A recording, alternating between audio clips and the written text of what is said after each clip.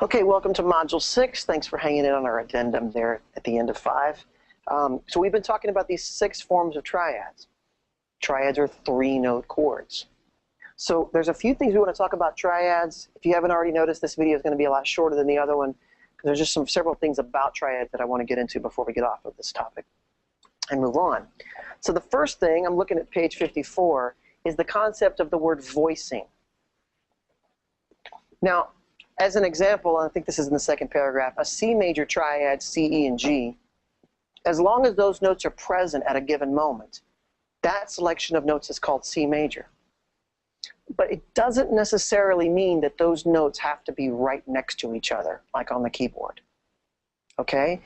I could take a choir and give the bass singers the C, and the sopranos the G, and the other two tenors and altos an E in the middle, and have them all sing together. I've made a C major chord.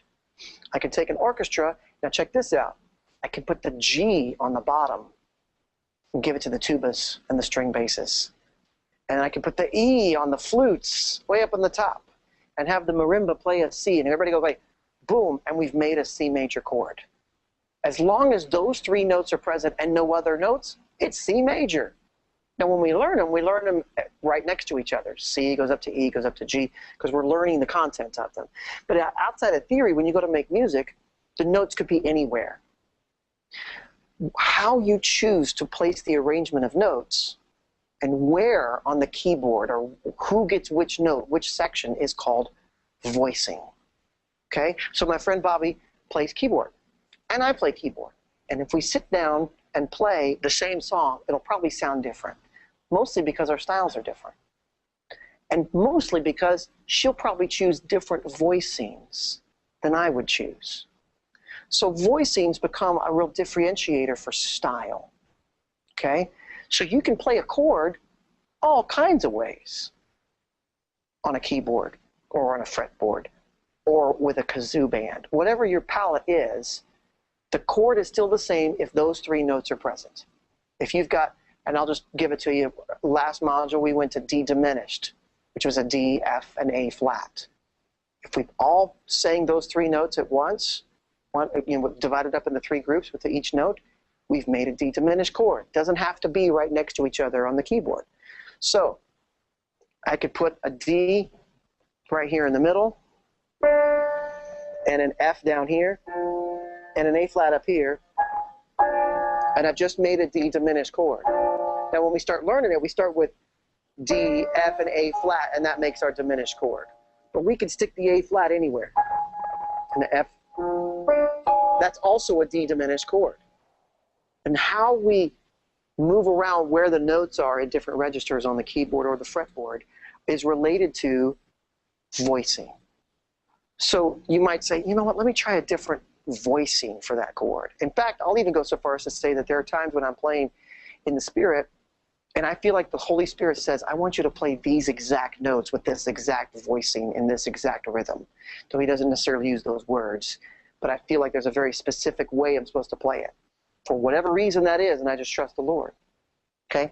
So on the 3rd paragraph of that page, with several octaves of a keyboard available, or 6 strings times 12 frets on a fretboard, and obviously most fretboards are more than 12 frets, the variations in the voicings are numerous. Some musicians are very creative with their voicings, even to the point of developing their own artistic voice just through voicings alone. I gave a couple examples there if you're curious about wanting to go and research. So the example I look at below, if you see on the keyboard, on the left is the typical F minor triad, the way we normally play it in theory, F, A flat, and C right together. But on the right side, we've got them pretty spread out. F, C, and A flat spread out, or then F way on the bottom and A flat and C clustered together. Both examples are just another voicing of an F minor chord. Does the concept of voicing make sense? Okay? So let's add to this. Now, if you take a voicing on the next page, page 55, and the bottom note of whatever your voicing is different than the root, this is an inversion or an altered bass. So let me show you what it is on the keyboard and then talk about it for a second. Let's just take C major, because we all love C major because it's easier to deal with, right? Everybody said Tritone. That's my new word for amen. Y'all have been getting all class. I mean, the people said tritone. Hey, I love you people. Okay, so C, E, and G. There's our C major chord, right? No big whoop. But right now the C is on the bottom, which is appropriate because it's a C major chord, and that's the root. But if I put the C on the top of the chord and I grab the C up here, so now I've got the E on the bottom. In the classical world, they would call this an inversion.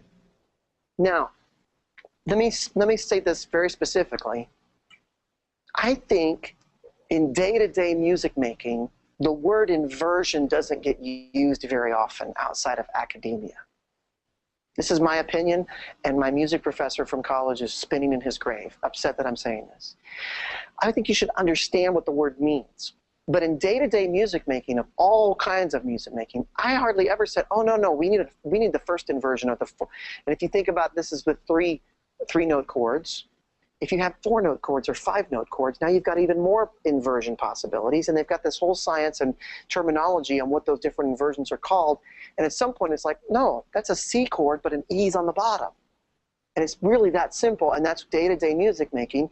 So rather than use the term inversion, I want you to know what it means, but I prefer the term altered bass. Okay? Well, the bottom note of the chord is now different than the root. Okay? Question on the floor. Bass player question.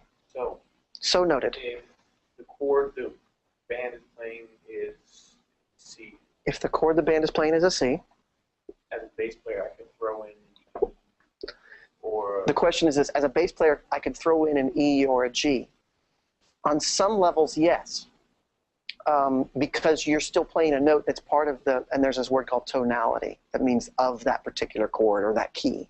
You're still in the same tonality as the other musicians.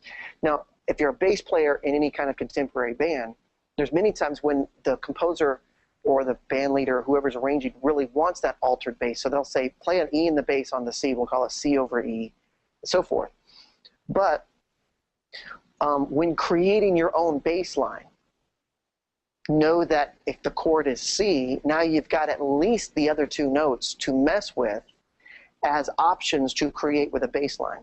With one exception, that based on the style of music, most of the time it's appropriate to play the root of the chord in the bass on the downbeat, unless otherwise indicated. So in general, the best bass players will never lose sight of the groove or the root of the chord while they're making up other things. So, you know, the music's coming along, and it's C chord, I'll go C, the next chord's F, F, and I'll make sure that I define the chord for the rest of my players in the band of what that root note is. Exceptions are reggae and a couple of other styles, but in general, on the downbeat, hit the root, and then some songs it's just not appropriate to change. But that's where you start improvising. You start with the chord tones, C, E, and G, or whatever the chords are. And then the next step in improvising is learning, okay, there's a whole scale. What are all the 7 notes I could possibly change with? And then you go to the chromatic with 12. But you start with what are the notes in the chord. Great question, Alex Morales. Grant, would you mind hooking him up? Thank you. Now, glance at that keyboard there where I've got the top third of page 55, the B flat minor in root position. But now on the right side, I've got B flat minor with a D flat in the bass. It's the same 3 keys, same 3 pitches, but now the D flat's on the bottom. Now this is notated in 2 ways, and I made them nice and big there so it's obvious. And I've got a note I want you to see when I'm saying that. See where on the left side it's got B flat M / D flat. And then on the right, it's got B flat M underlined, and then a D flat under it. You see those 2 ways? You'll see it notated in both ways. But as I've noted there, I strongly suggest the one on the right. I'm a big fan of the one on the right, because the one on the left is a lot harder to read if you're going from chord to chord to chord. As soon as you see that one on the left, you have to mentally go in your mind, oh, I have to do this, not do the first one that's there if I'm the bass player, I have to do the second one that's there. If I'm the guitar player, if I'm the keyboard player, it's that much more mental hassle to interpret. Whereas if it's vertical, like the one on the right, I think it's much more obvious and quicker to grasp. So if you ever see a chart that I've made, you never see a horizontal orientation. This is an Austin Biel preference because you have to know that people put it in horizontal orientation everywhere all the time. But I figure, hey, it's just as easy to make it vertical. It actually makes more space on the page, and it's easier for everybody to read. Wouldn't it be great if we all just got along and did everything in vertical orientation? Like you wanted to. Like I wanted to. So it's preferred by me, okay? And I would. Bass player cross out the first one anyway. Yes, a lot of bass players cross out the first one. But do me a favor, if you feel like you've grasped some of the stuff in this music theory class, make a note to yourself to try to never, ever, ever use horizontal orientation, and I will thank you in heaven when we get there and I find out how often you did it for me. Okay?